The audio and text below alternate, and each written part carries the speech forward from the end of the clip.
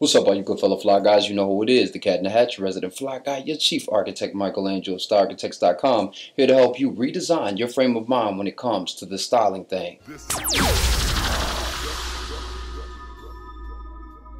And welcome to another Discourse in Dress, where I give you some expressions for your ensemble and some sonnets for your style. Today and this week, we're going to be talking all about tailoring.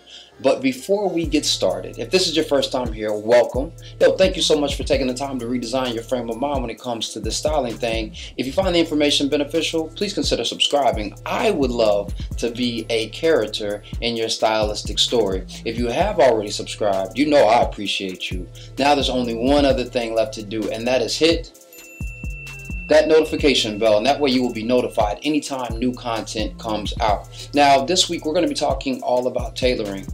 Do you have a tailor? How do I find one? What should I be paying attention to when making sure that I'm getting a quality one?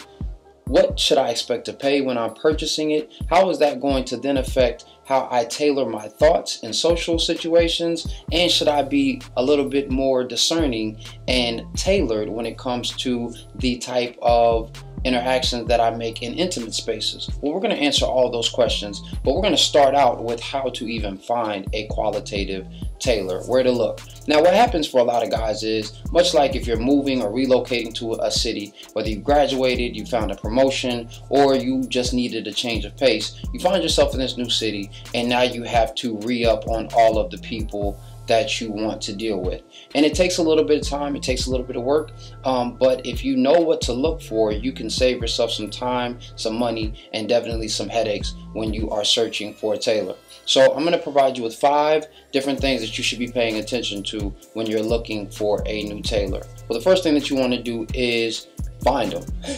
And what better way to do that than to simply ask? Ask your friends, ask some colleagues, ask some guys who just may be well dressed and you see them walking on the street. Hey, where do you get your tailoring from?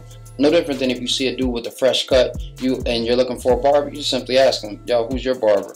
And that's how people get referrals. And most guys who are well dressed are not going to mind giving you that information because they know that their tailors always appreciate a good referral, and that could also mean a discount on some of their alterations when they're moving forward. The second thing that will help you find a good tailor is simply just going to different shops. Now you can do this by going on Yelp, looking at some of those reviews. Once you've seen those good reviews, just walking into the tailoring shop and seeing what the setup is like. Do they have the 3-way mirrors? What do their dressing rooms look like?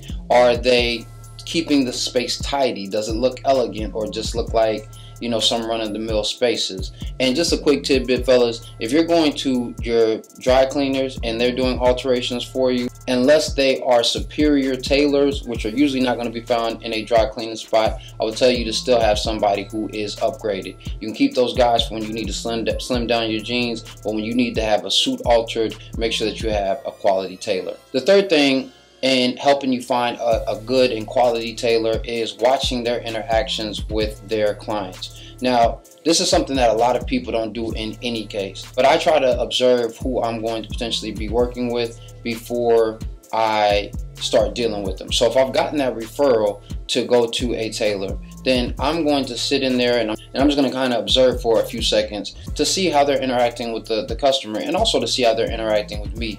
Did they acknowledge me if they were working with somebody else? Are they being very precise as well as personable when they are dealing with their clients, or is this a very transactional type of ordeal? What's the customer's response? How are they, engaging with the tailor? Because all these different types of things are going to help give you access into understanding how they're going to interact with you. The fourth thing that I would tell you to pay attention to is their abilities. So if you go into a shop and you see a fully basted suit jacket, and a lot of tailors can kind of use this as a bit of a ruse, but if they can make a full garment from scratch, if they can hand sew a full garment piece to piece, then you know you have a good tailor, and you know that they're going to pretty much be able to do anything that you need done to your garment. Now, again, with that being said, just know that you're going to probably pay a little bit more, maybe a lot more, when it comes to them making any alterations for you, and that is because of their expertise. Which would lead me to my fifth thing that you would want to pay attention to. You would want to ask your tailor questions about your body. and about certain things that they would want to pay attention when they are tailoring for you. The reason being is because this is going to be a very unique relationship, which we'll talk about tomorrow. But you want to make sure that, number one, they're not going to overcharge you for unnecessary alterations. There's certain things that you need done, and there's certain things that you want done. Now, if you're willing to make the investment and you have a quality tailor, then go for it, and you will definitely reap the benefits. But if not, or if you're a person who's on a budget and you just need to have the basic necessities done, then ask them what those things are typically going to be when it comes to your body type. Do you have sloping shoulders? Do you have a hunchback? Do you need more support and padding in certain areas? These different types of things will help you begin to know that your tailor knows what he's talking about and trust his expertise. So that's it. A quick 5 tips to help you finding a quality tailor. If you found this information beneficial, go ahead and give me a thumbs up. You know I always appreciate it, and it helps the channel to grow. If you have any tips for how to find a quality tailor, go ahead and leave those in the comment box as well, because I'm sure some fellas in the community would actually benefit from that as well. Don't forget that we are here every Monday through Saturday at 6:30 p.m. Eastern Standard Time. And lastly, above all, don't ever forget that dress is nothing more than the expression of a man's state of mind, so you should always dress to express. I'll see you tomorrow. Peace.